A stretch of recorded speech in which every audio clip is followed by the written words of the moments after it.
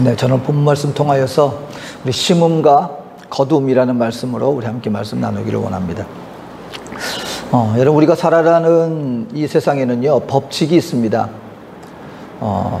우리가 아는 자연적인 법칙도 있죠. 우리가 남미에는 그 계절이 뚜렷하지 않지만 우리 대한민국에는 봄, 여름, 가을, 겨울 법칙이 있습니다. 왜 그렇습니까? 그냥 생기는 게 아니죠. 나중에 연구해 보니까 이 공전 때문에 그래요. 이 지구가 23.5도 기울어져 있고, 그리고 이것이 태양 주위를 이렇게 돌다 보니까 그런 말미암아 어떨 때는 덥고 어떨 때는 춥고 또 어떨 때는 선선한 바람이 있고, 그리고 이 계절을 이용하여서 또 우리가 생활 속에서 농사도 짓고 추수도 하고 또 겨울을 준비하고, 이 모든 것들이 어떤 자연적인 법칙을 따라 이루어지는 현상입니다. 그러다 보니까는 여러 가지 법칙들이 발견되기도 해요. 그래서 이 지구가 둥글다는 것이 이제 발견되어지고 난 다음에 의문이 생겼습니다. 아니, 지구는 둥근데 그럼 어떻게 저 위에 있는 사람과 저 제일 밑에 있는 사람들이 어떻게 이 둥그런 지구에서 이게 떨어지지 않고 그대로 붙어서 살아갈 수 있을까? 옆에 있는 사람들은 어떻게 걸어갈 수 있을까? 그러다가 이제 뉴턴이 그 만유인류의 법칙, 우리가 잘 아는 사과나무가 떨어지는 것을 보고, 아, 뭔가 힘이 있다. 무슨 힘이? 이 지구 중심에서 끌어당기는 이것이 있어서 이 사람들이 이 둥근 지구에서 우주 밖으로 떨궈져 나가지 않고 이게 온전하게 땅에 탁 달라붙어서 살아갈 수가 있다. 이런 여러 가지 법칙이 있습니다. 근데 이걸 법칙을 만든 게 아니죠. 그 전에 없었는데 뉴턴이 그걸 만든 게 아니라 하나님이 창조 때부터 어떤 법칙으로 말미암아 지금 우리가 살고 있는 이 환경이 조성되었는데, 살다 보니까 그런 법칙을 우리가 발견하게 되는 것이고, 그로 말미암아 생활 속에서 많은 유용한 것들을 또 그것들을 이용하여서 개발하기도 합니다.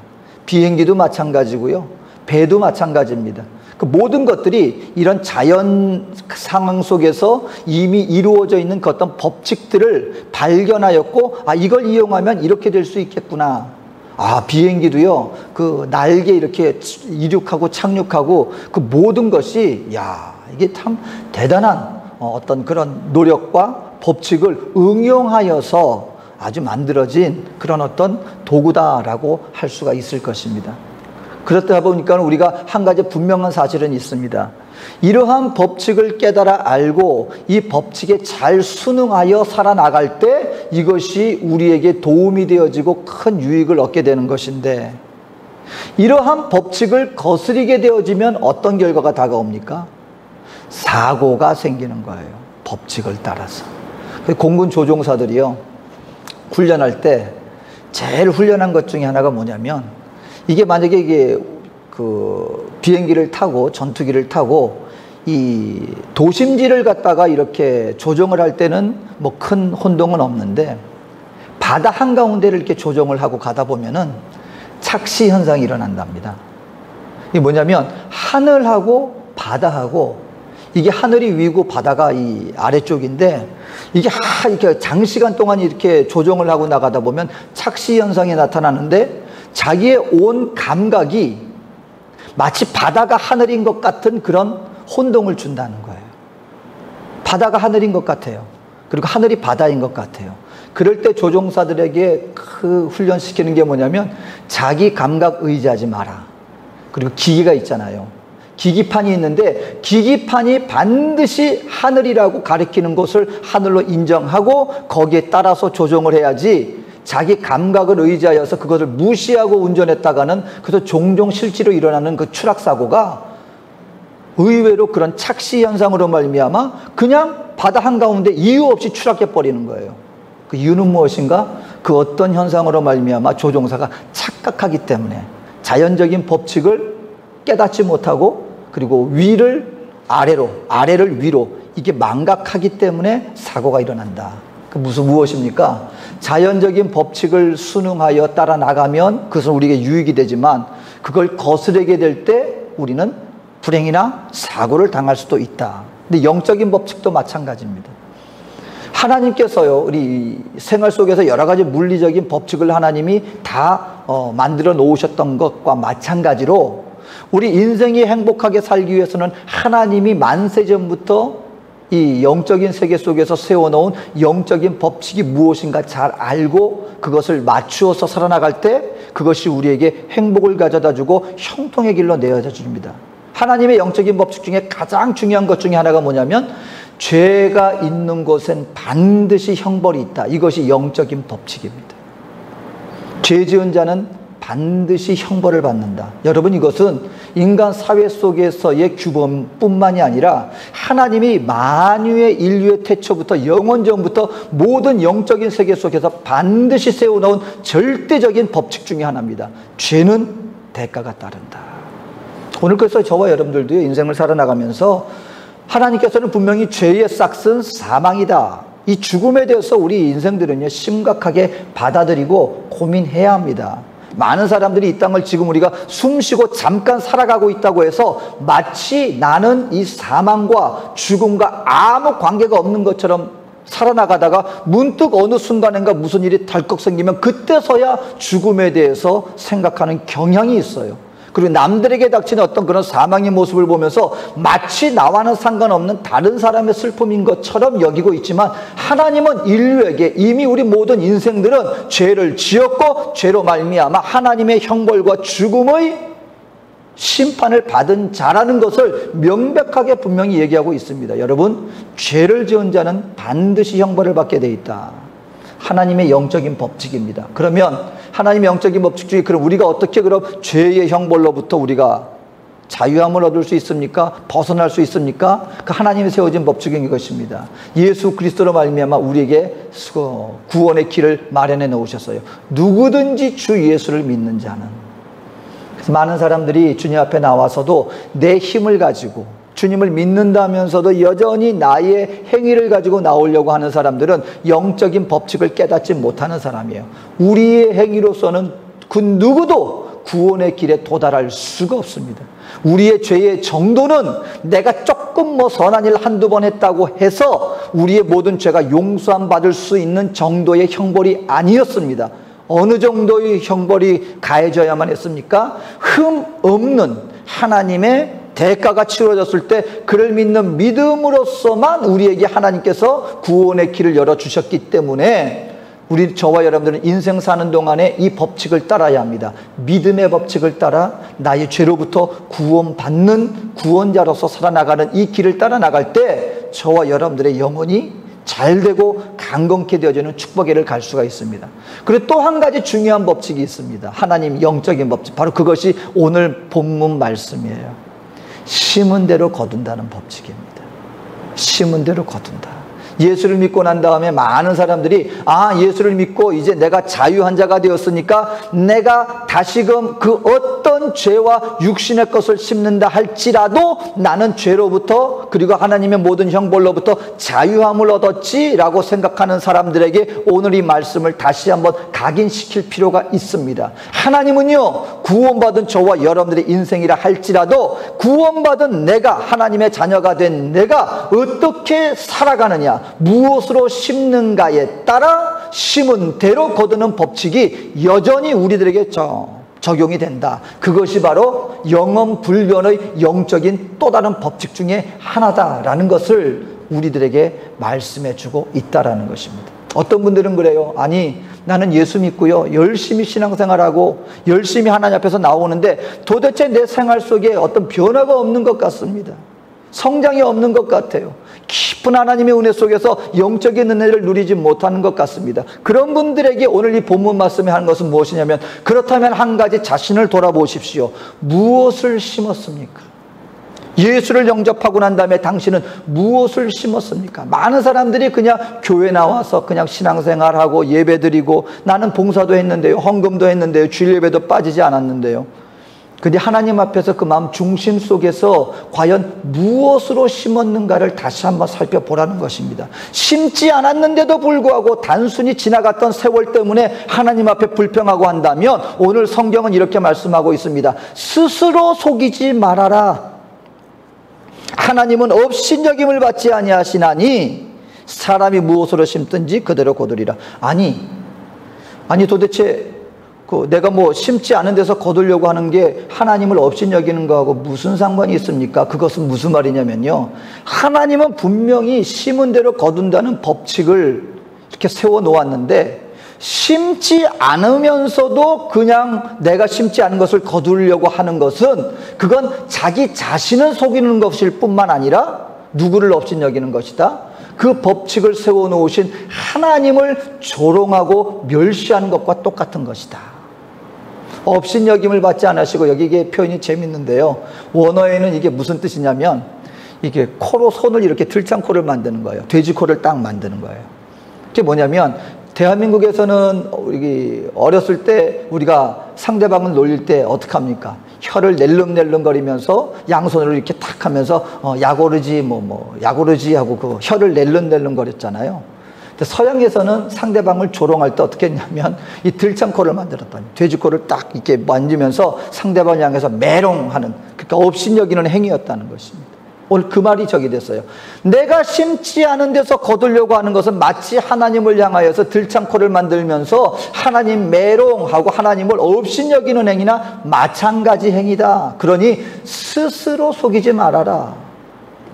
여러분, 오늘 저와 여러분들은 분명히 알아야 합니다. 오늘 우리 인생 가운데, 내 신앙 가운데, 나의 삶 속에서 무언가 성숙이 이루어지지 않고 성령의 열매가 맺혀지는 것 같지도 않고 내 안에 은혜가 메마르는 것 같고, 여러분, 그 이유는 무엇이겠습니까? 하나님께서 불공평하게 대해서 그것이 아니라 어찌 보면 내 쪽에서 마땅히 심어야 할 것을 심지 못한 결과일 수도 있으니 너희들은 바른 것을 심고 바른 것을 거두어라 라고 말씀하고 있습니다. 그리고 우리는 무엇을 심어야 합니까? 오늘 갈라디아서 6장 6절에서 10절에서는 세 가지 심는 것을 얘기를 하고 있습니다. 첫 번째는 가르침을 받는 자는 말씀을 가르치는 자와 모든 좋은 것을 함께 하라.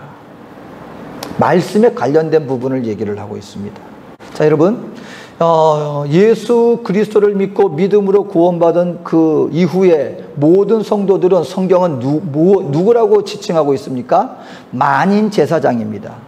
예수를 믿는 모든 사람들은요, 왕 같은 제사장입니다. 그러니까 여기서 말씀을 가르치는 자와 온갖 좋은 것을 함께 해라, 이 말을 마치 오늘날로 치자면 목회자나 목사나 아니면 선교사나 말씀을 가르치는 사람들은 계급적으로 직위가 높은 사람들이니 그 사람들을 잘 대해라, 여러분, 이런 의미가 아니라는 거예요. 왜요? 예수 안에서 이미 우리 모두는 왕 같은 제사장이기 때문에 하나님 앞에서 높고 낮음에 그 구분이 없습니다. 그런데 왜 말씀을 가르치는 자와 좋은 것을 함께 하라고 말씀합니까? 그것은 그만큼 믿는 하나님의 성도들의 영적 삶 가운데 말씀이 차지하는 비중이 대단하기 때문에 말씀을 대하는 저와 여러분들의 자세에 대해서 얘기를 하고 있는 것입니다.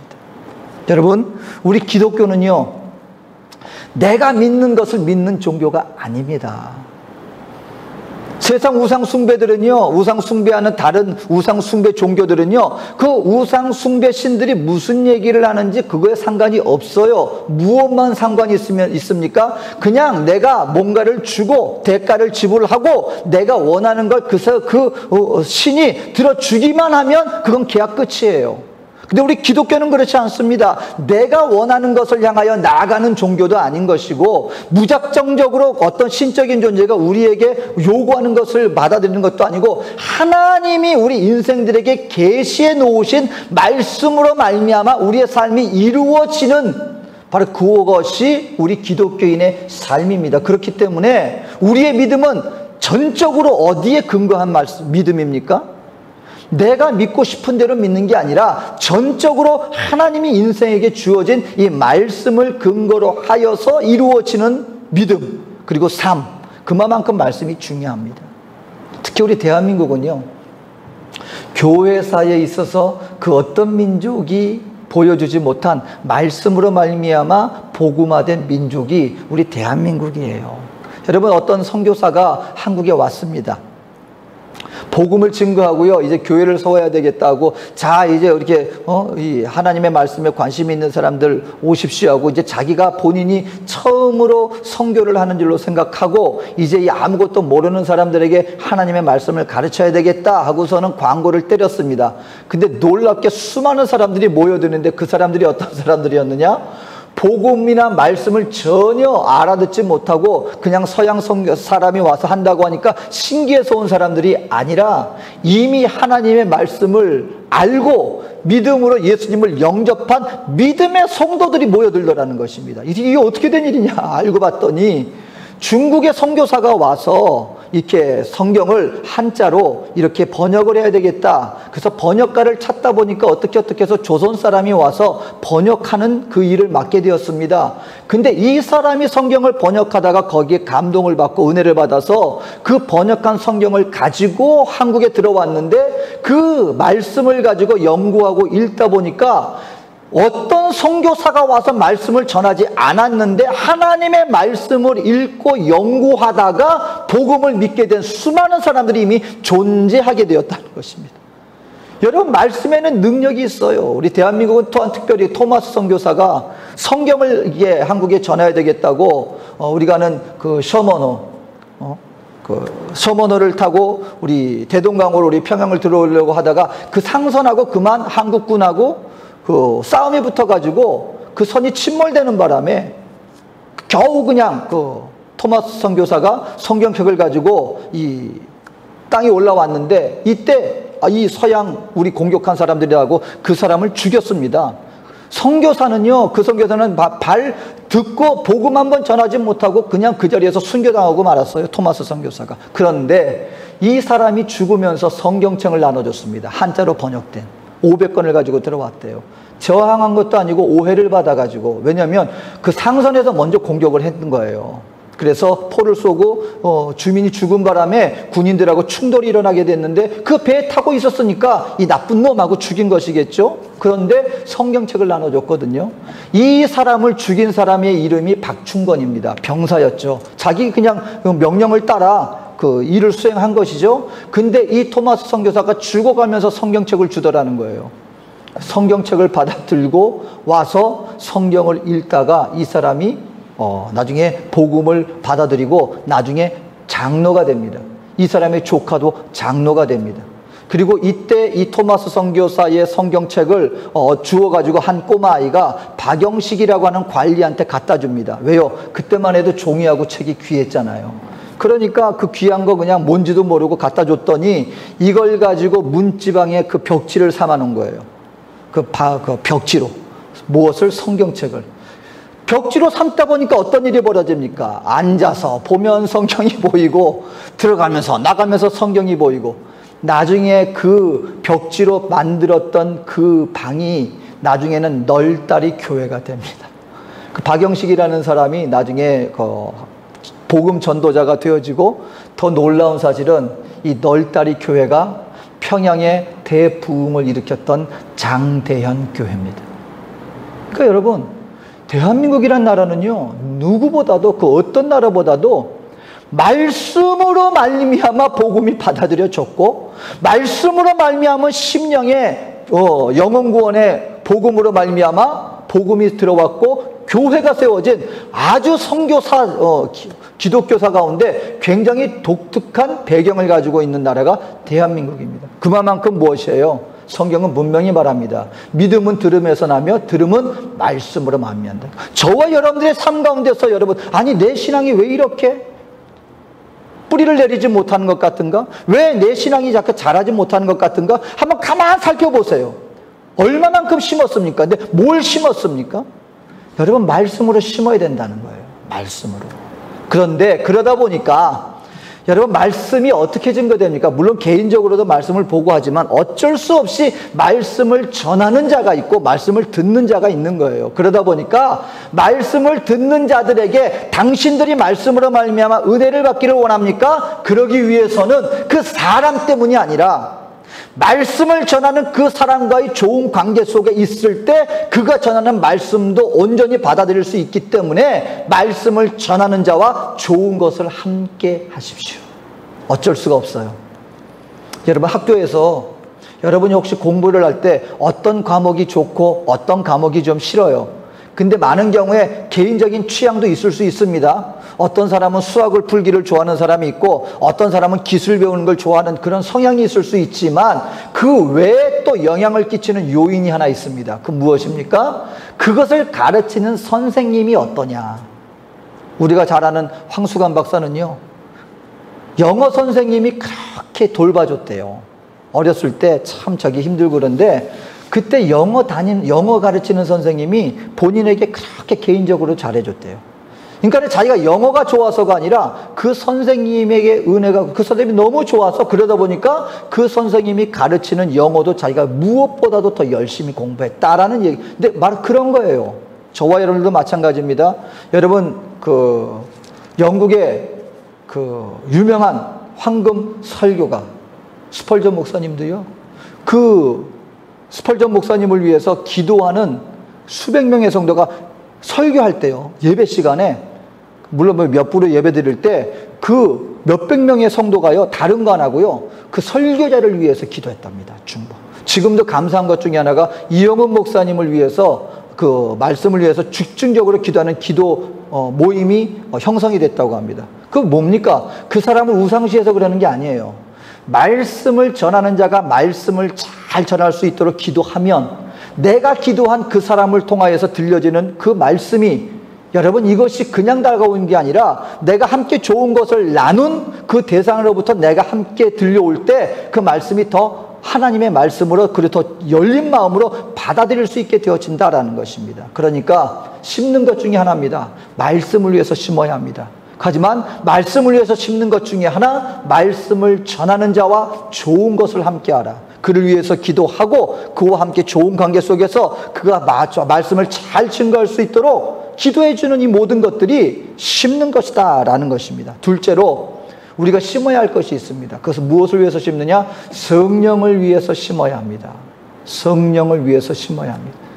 여러분, 성경에는 두 가지 심는 것을 분명히 나눕니다. 뭐 여러 가지도 아니에요. 딱 두 가지로 나눕니다. 육을 위해서 심는 게 있고 영을 위해서 심는 게 있어요.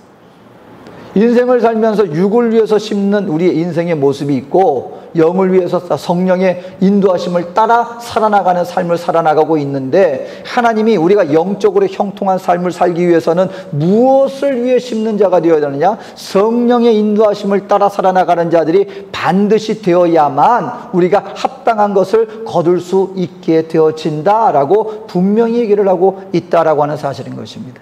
그러면은 여러분, 예수를 믿으면서도 육을 위해서 심는 삶의 모습이 분명히 있을 수 있습니다. 근데 여러분, 차이가 있어요. 육을 위해서 심는 사람들의 특징 중에 하나가 있는데, 그것이 뭐냐면요, 만족감이 없습니다. 우리 생활해 보세요. 하나님 앞에 나와서 기도하고 간구하는 모든 것들이 만약에 육신의 정욕, 이생의 자랑, 그리고 안목의 정욕, 육신의 정욕, 이생의 자랑, 이와 같은 것들을 갖다 마음에 가득 참고 내가 어떻게 하면 더 많은 것을, 어떻게 내가 더 좋은 것을, 어떻게 더 이쁜 것을 입을까, 어떻게 해서 많은 사람들 앞에 내 이름을 낼까, 이런 것들을 위해서 하나 성취해 나가다 보면은요, 물론 잠깐의 성취감은 있을 수 있습니다. 나아지는 모습이 보여줄 수 있어요. 근데 한 가지 이상한 일이 있어요. 이거 하나 가지면 내 인생이 부족함이 없이 이제 더 이상 바랄 것 없을 행복할 것 같아요. 근데 거기에 한번 딱 도달해 보세요. 어떤 일이 벌어지는지 아십니까? 갑자기 또 비워져요. 만족함이 없습니다. 또 갈급해져요. 그리고 더 좋은 것들, 또 다른 것들이 눈에 들어오기 시작합니다. 그래서 그걸 향해서 또 열심히 살아갑니다. 그것이 진짜 나의 소유가 되어보세요. 그럼 이상한 게 또 생겨요. 그걸로 더 이상 부족함이 없이 행복함이 느껴져야 되는데 또다시 부족함이 느껴져요. 또다시 갈급해져요. 육을 위해 심는 것은 여러분, 구멍난 둑에 물을 쌓는 것과 같이 부어지면 없어지고 부어지면 없어지고, 그러다 보니 늘 갈급합니다. 근데 성령 안에서 성령 인도하심을 받는 삶은 한 가지 차이가 있습니다. 그건 뭐냐면 하나님 앞에서 우리에게 만족함이 있어요. 기쁨이 있어요.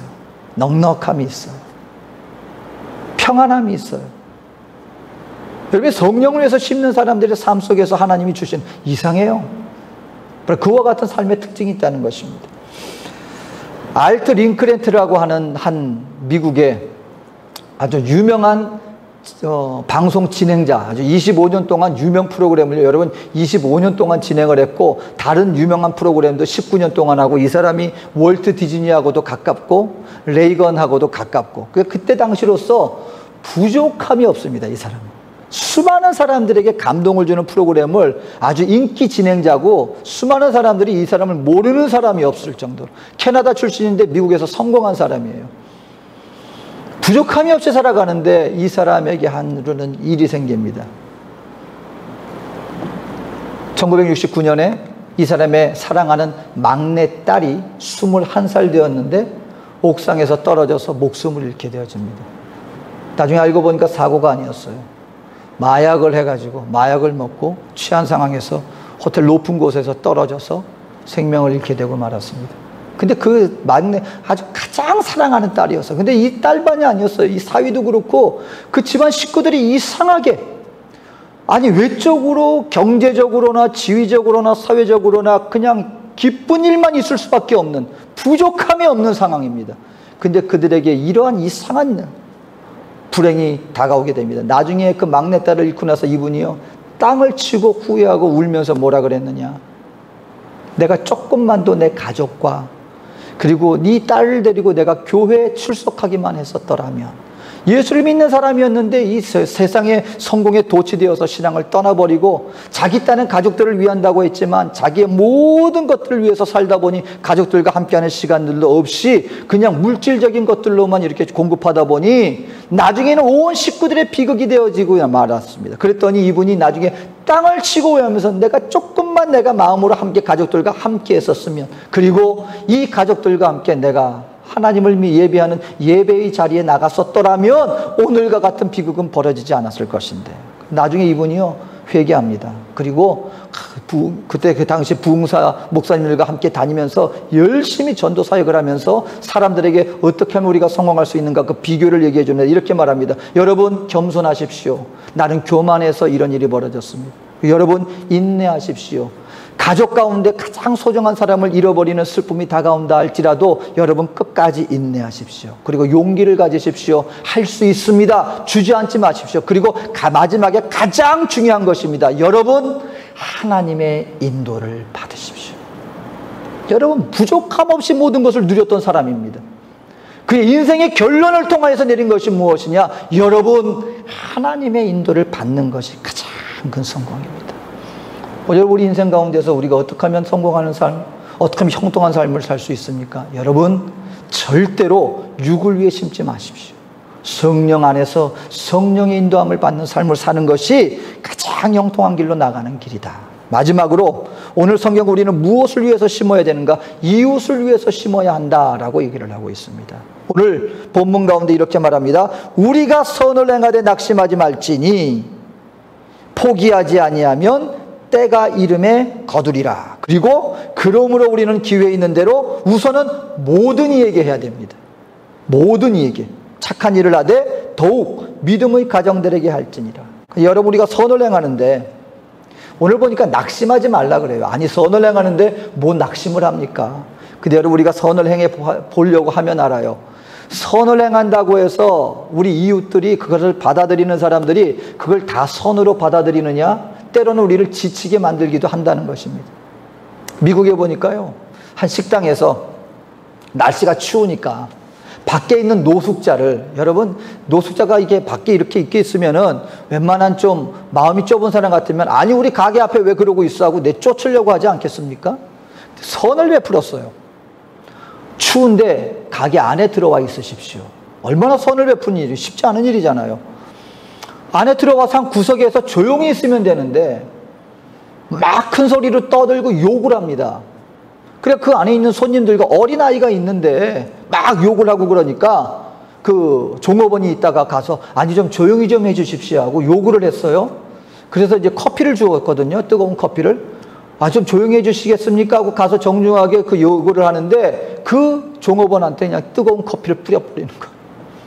선을 베풀었는데 고맙다고 하지는 못할 망정 그것을 아주 악으로 갚는 이런 모습들이 있는, 그러면 이런 거를 볼 때 그 선을 베푸는 사람 입장에서 이거 내가 선 베풀어 봤자 이거 오히려 더 안 좋은 일을 당하는데 이런 사람들한테 우리가 굳이 선을 베풀 이유가 있을까?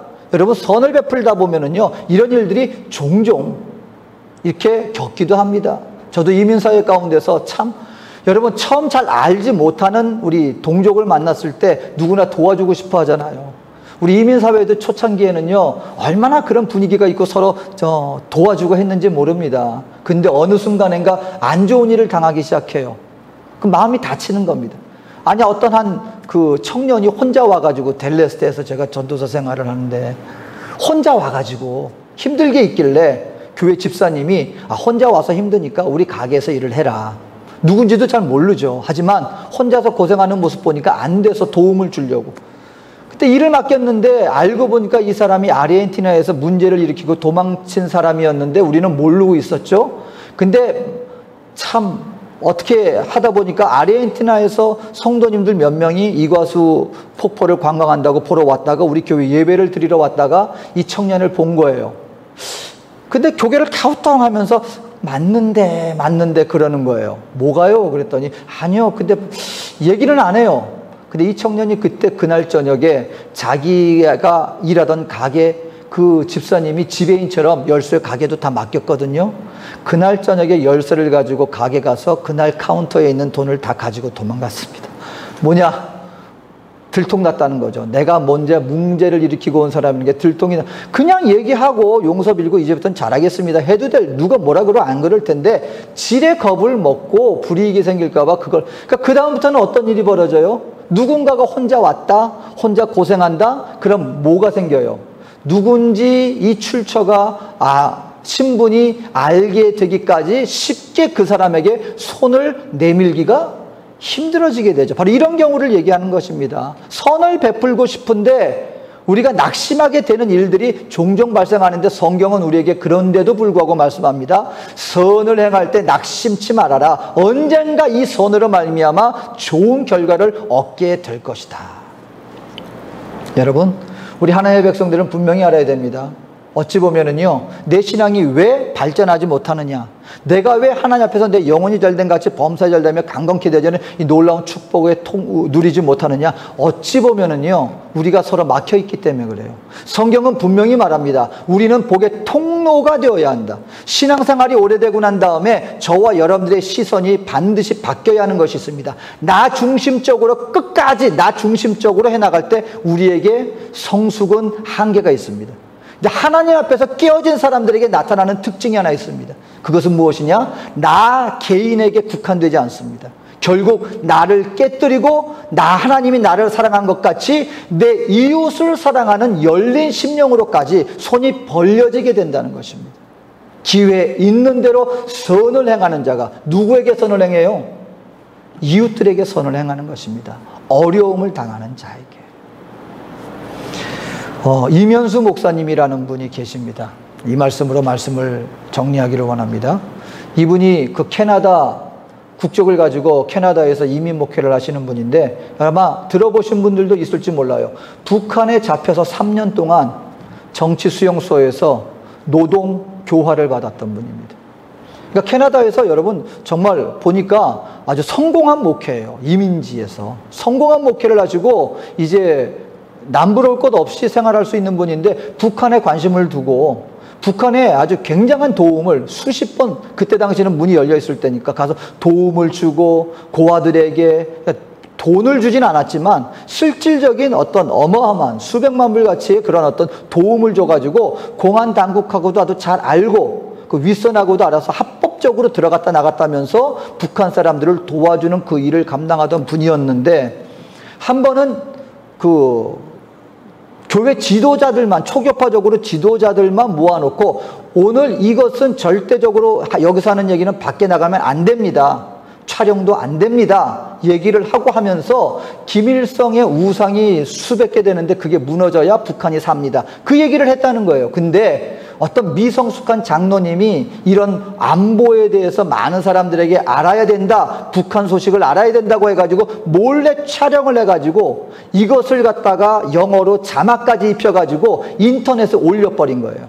그래 놓으니까 이것이 북한에 있는 아주 윗선 그 해커들에게 이것이 발견이 된 겁니다. 그래서 그들이 조작을 해서 원래 북한을 많이 왔다 갔다 했으니까 중요한 모임이 있으니까 잠깐 와주시겠습니까? 이렇게 함정을 파서 왔을 때 그날 저녁에 호텔에서 붙잡아가지고 그날 재판을 해서 사형 선고를 내렸답니다.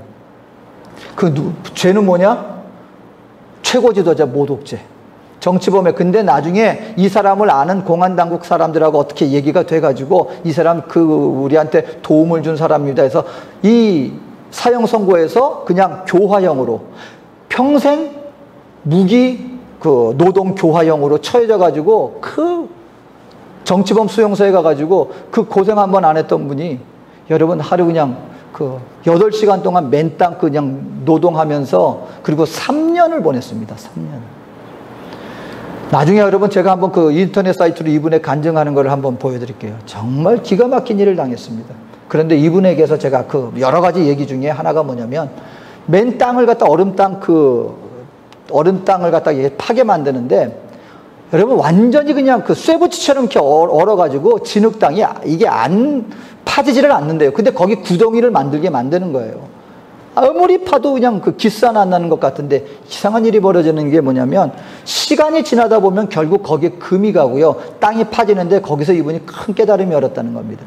겉으로 보기에는 아무 진동도 없는 것 같은데 아무 소용도 없을 것 같은데 그걸 치면서 진동으로부터 이 안에서부터 깨진다는 거예요. 안에서부터 조금씩. 그리고 시간이 되었을 때 결국 이것이 파열이 돼가지고 도저히 깰 수 없을 것 같았던 진흙이 결국 깨지게 되고 말더라. 그러면서 본인과 함께 했던 교도관들의 변화된 모습을 간증하는 거예요. 그게 뭐냐면 처음에 얼마나 겁을 주던지 24시간 감시랍니다. 교대로 2시간씩 2명씩 해가지고요 24시간 떨어지지 않는데요. 그리고 CCTV로 해서 24시간 감시를 받는답니다. 근데 나중에 차갑고 도대체 뭐 하나 틈이 없을 것 같았던 차디찬 마음의 교도관들이요 나중에 시간이 지나고 1년이 지나고 하면서 이들이 변화되는데 어떻게 변화를 했는가 본인이 봤더니 거기는 목욕할 때도 없고요 24시간 동안 1년 내내 씻지도 못하고 이분 손이 완전히 동상이 걸려가지고요 정말 말할 수 없는 고통을 당했더라고요. 3년이라는 시간을. 근데 교도관들이 나중에 이렇게 변화를 보고 자기한테 부드러워지는데 어떻게 해서 그런 일이 벌어졌는가 했더니 이 교도관들한테 숙제가 벌어진답니다. 이 사람이 어떤 사람인가 조사를 시킨대요. 그래서 모든 정보가 다 거기로 넘어온답니다. 수용소 안에. 그럼 이 교도관들은 그걸 다 봐야만 하는 거예요. 이 사람에 대해서. 근데 이분이 목사님이다 보니까 올라오는 게 다 뭐냐? 설교 말씀만 올라오는 거예요. 그러니까 이 사람들이 그냥 그걸 허투루 보내는 게 아니고 정독을 해야 되는 거예요. 그래서 뭔가 의견을 내야 되기 때문에 정독을 하고 이분의 설교를 듣고 1년 내내 성경 공부하는 사람들보다 더 깊이 성경 말씀을 이분들이 연구하는 게 되다 보니까 이분들이 말씀 속에서 녹아지는 거예요. 그리고 나중에 이분한테 자기 개인 얘기까지 하더랍니다. 아들이 사춘기인데 죽겠다고. 그래서 이분이 읽은 내용 중에 몇 가지를 얘기해 줬답니다. 처음에 눈을 마주쳐라. 집중해서 들어라. 그리고 함께 꼭 시간을 보내라. 몇 가지만 간단하게 해줬더니 그 다음에 얼굴이 환해져서 와가지고 마음문을 열고 이 죄수들은 목욕을 못하는데 어느 순간인가는 오더니 몰래 부르더니 목욕도 하게 만들고 이분이 깨달은 게 뭐냐면 아무리 저와 여러분들 주변 가운데요 우리가 선을 행하고 우리가 아무리 해도 도대체 이 사람은 변화가 안 됩니다. 우리 가족이나 아니면 식구나 아니면 우리 주변 사람들이나 누구서 이거 해봤자 소용이 있겠나 싶은 마음이 들 때 이분이 그거 깨달았다는 거예요.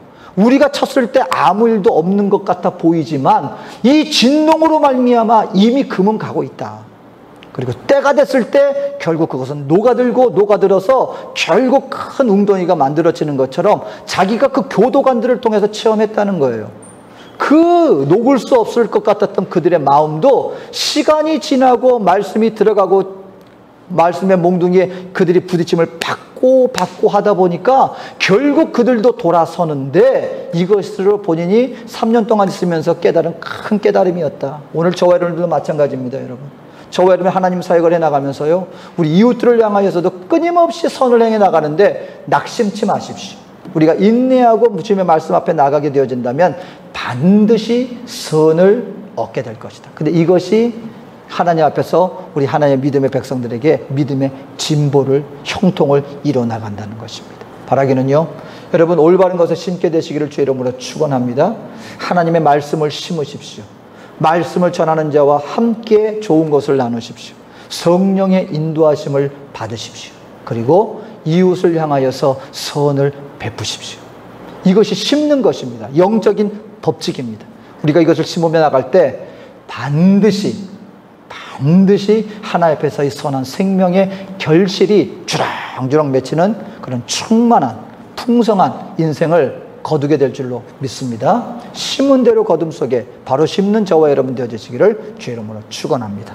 기도하겠습니다. 사랑과 은혜가 많으신 좋으신 아버지 하나님, 오늘도 우리 주님 앞에 나왔습니다. 바른 것을 심게 하시고 올바른 것을 거둘 수 있는 우리 주님 앞에 풍성한 열매를 드릴 수 있는 하나님의 충성된 추수꾼들 모두가 되게 하여 주시옵소서. 함께 하실 주님의 사랑과 은혜를 감사드리며 예수님의 이름으로 기도합니다. 아멘.